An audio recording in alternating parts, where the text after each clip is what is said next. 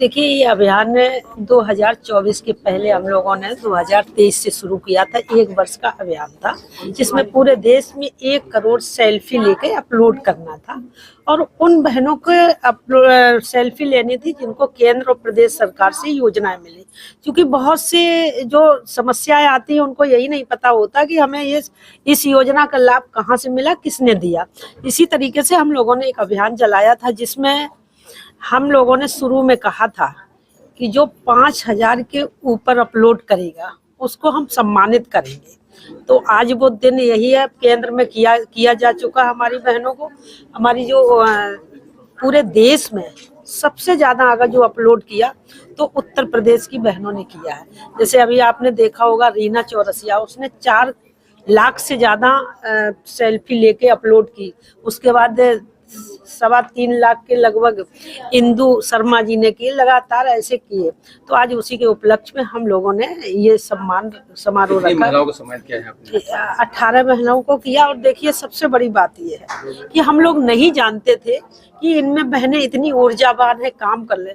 जब हम लोगों ने ये टास्क दिया तो आप समझिए, मुझे नहीं पता था कि इतनी बहनें कर, जो हमारी पदाधिकारी भी नहीं है, केवल भारतीय जनता पार्टी से विचारधारा रखती और जो नहीं भी रखती, जो केवल मोदी जी को पसंद करती हैं, उन लोगों ने, उन बहनों ने आके इतनी बड़ी संख्या में सेल्फी लेकर, तो निश्चित तौर से एक हमारा टास्क पूरा हुआ और एक ये भी निकल आई कि हमारे उत्तर प्रदेश की बहनें इतनी ऊर्जावान है कि पूरे देश में प्रथम पुरस्कार लाके हमारे देश को गरिमा बढ़ाए और हमारी महिला मोर्चा को, हम सब लोगों को गौरवान्वित करने का मौका मिला।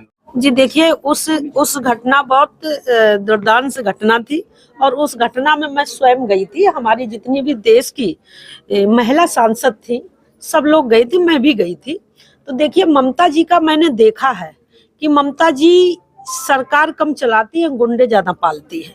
जिस तरीके से उनके कार्यकर्ता, उनके आगे पीछे घूमने वाले, जिस तरीके से महिलाओं को टारगेट उन महिलाओं को करते हैं, कि उन बेटियों को करते हैं जो उनको वोट नहीं देते, जो दूसरे दलों को सपोर्ट, जैसे भारतीय जनता पार्टी, आपने देखा होगा, एक वहां महिला की नहीं, पश्चिम बंगाल में लगातार ऐसी घटनाएं हुई चुनाव होने के बाद, जहां भारतीय जनता पार्टी के वोट ज्यादा मिले, वो हारी जिस विधानसभा में।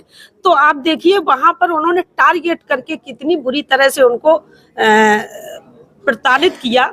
और यहीं तक नहीं, मुझे तो बताने में भी संकोच लग रहा कि किस तरीके से बताएं। उस बेटी से पूछिए जिनके भाई और माँ और पिता के सामने उनके साथ उत्पीड़न किया और वो चिल्लाते रहे, माँ बाप को बांध दिया और वो लड़की अपने बचाओ बचाओ की आवाज देती रही। और कोई कि वो ममता, जिनका नाम ममता है, शायद है वो कहने की ममता, उनका ममतत्व भी नहीं जागता है। तो क्या कहा जाए, ममता जी तो केवल एक सत्ता पाने के लिए राजनीति करती है, अपने प्रदेश में बेटियों के लिए राजनीति नहीं करती कि बेटियों को आगे बढ़ा।